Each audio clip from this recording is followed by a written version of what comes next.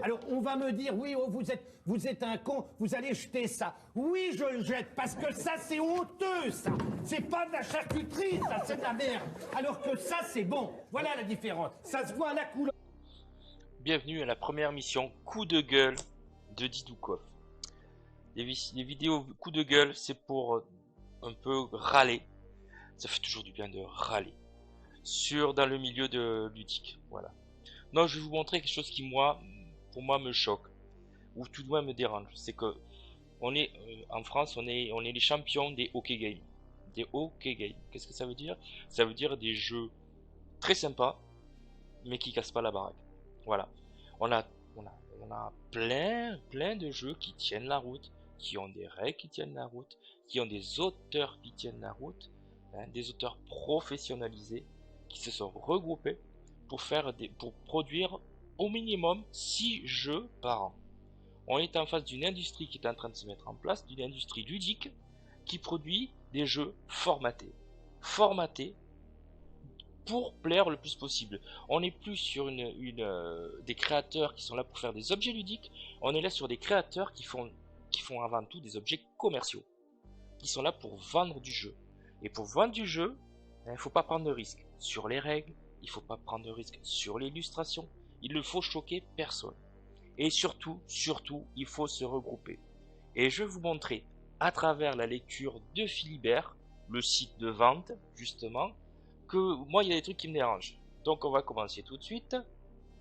Voilà, on a Arceis. Arceis. Donc, on est Arceis. Voilà. Qui a fait Arceis? Donc, on va voir qui a fait Arceis. On voit la fiche technique.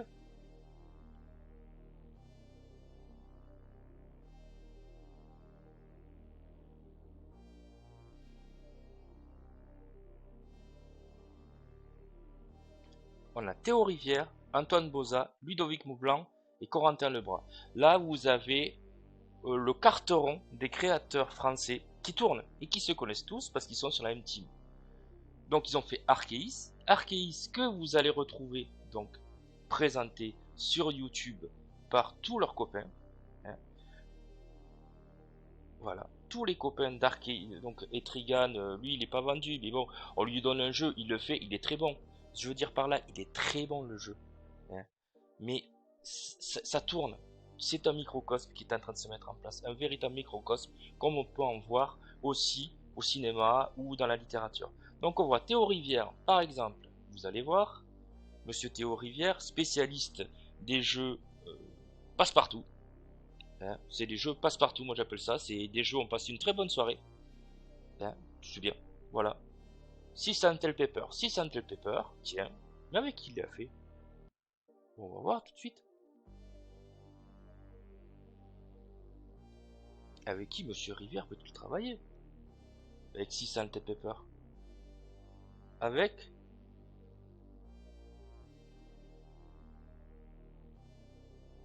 Suspense. Alors là, qui a travaillé sur 6 Until? Monsieur Catala. Monsieur Catala. Donc on continue, on va dire, bon, Monsieur Catala, il est connu quand même, c'est le créateur français, je crois qu'il a un jeu ou deux sur le top 10 ou le top 50, le top 50 de BGG, bon, c'est pas beaucoup, bon, voilà, sur le top 50 BGG, on a 3 jeux. Donc voilà, donc Monsieur Catala, il a fait Jamaïca, il a fait Orichalk, il a fait Bounette, il a fait Moonraver, Nicodemus, Ludum, ah bah tiens, bah oui, Lumen, avec qui il a fait? Oh, alors, c'est troll ça, mais Lumen, c'est avec qui il a fait? Ah bah avec Corentin Lebras.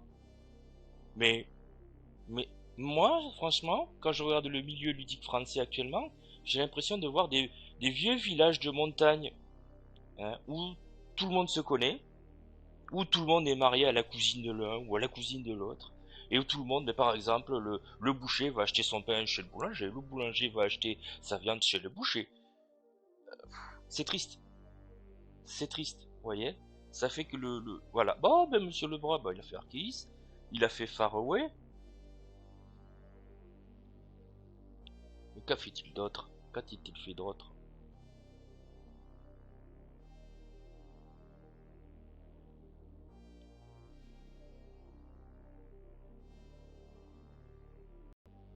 Donc, qu'est-ce que Monsieur Corentin Lebras a fait? Ah, il a fait fucking dilemme. Fucking dilemme, donc du niveau de blanc manger coco, voilà, donc au niveau ludique, le niveau négatif de la ludicité. Donc qui c'est qu'il y a? Oh, mais il y a Monsieur Théo Rivière. Voilà, c'est... Enfin voilà, c'est ce que je veux dire par là. C'est que tous ces gens, hein, se connaissent tous, vivent tous ensemble de leur production ludique. Donc il y en a un qui fait un jeu, il y en a un autre qui le traduit, et ils se mettent tous les deux co-auteurs. Donc s'il y a un jeu qui se casse la gueule, ben l'autre il marche. Enfin il marchote, il tire des bénéfices. En sachant par exemple que Fruiting Dilem est vraiment un jeu nul, de chez nul, et qu'est-ce qu'il fait là-dedans? Je ne sais pas.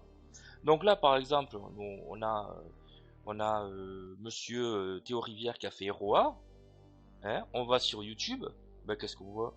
Bah alors les copains de Anjoutu, de Kalen et les Meeple, bah voilà, bah, on va faire un truc sur le monde du jeu. Mais qui présente ah bah oui, bah voilà, Roi super. Hein, voilà, c'est super.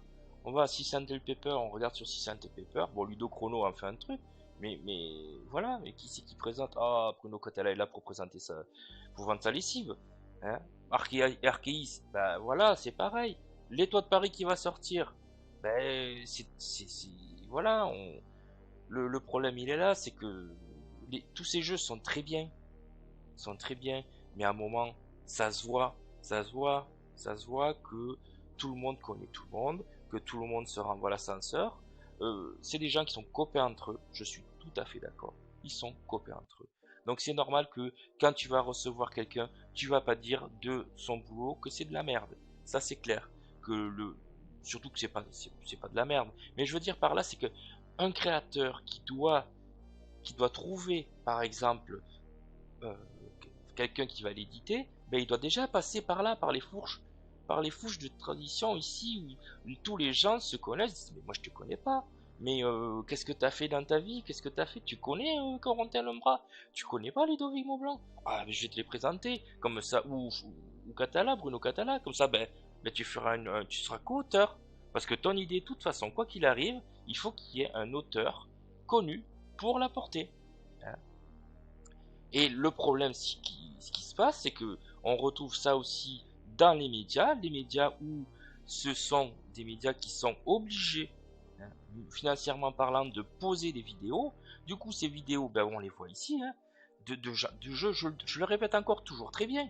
Mais du coup, quand on arrive sur des vidéos de société, les infos ludiques, vous voyez bien écrit les infos ludiques. Dans ces infos ludiques, quels sont les jeux qui sont le plus montrés? Hein? Ce sont Unsettled, Quickshot et Heredity. Voilà où est le souci. C'est que tous ces gens, c'est une bonne ambiance, je suis tout à fait d'accord, mais vous, chers joueurs, vous n'êtes que des consommateurs. Voilà, c'est tout ce que j'ai à dire sur ça, c'est que on est des consommateurs, donc toujours ayez un œil critique sur ce qu'on vous propose sur internet. Tous ces gens se connaissent très bien, hein. Tous ces gens présentent, vivent de ces médias ludiques, donc il faut faire attention à ça, il faut avoir un esprit critique. Hein. Et cela aussi avec maintenant la possibilité que va avoir le gouvernement de mettre que les objets ludiques vont devenir des objets culturels. Qu'est-ce qui va se passer? C'est que tous les éditeurs vont se concentrer, tous les éditeurs vont se mettre ensemble, hein, pour fixer leur prix. C'est ce qui va se passer. Et les ludothèques, de leur côté, devront se soumettre au prix des éditeurs. Voilà, il n'y aura plus... ça va être très différent. Voilà, voilà ce que j'avais à dire, c'est que ayez un œil critique sur ce qu'on vous propose dans les médias ludiques. Ce sont tous vos copains, ce sont tous surtout des copains entre eux. Voilà, merci pour le coup de gueule.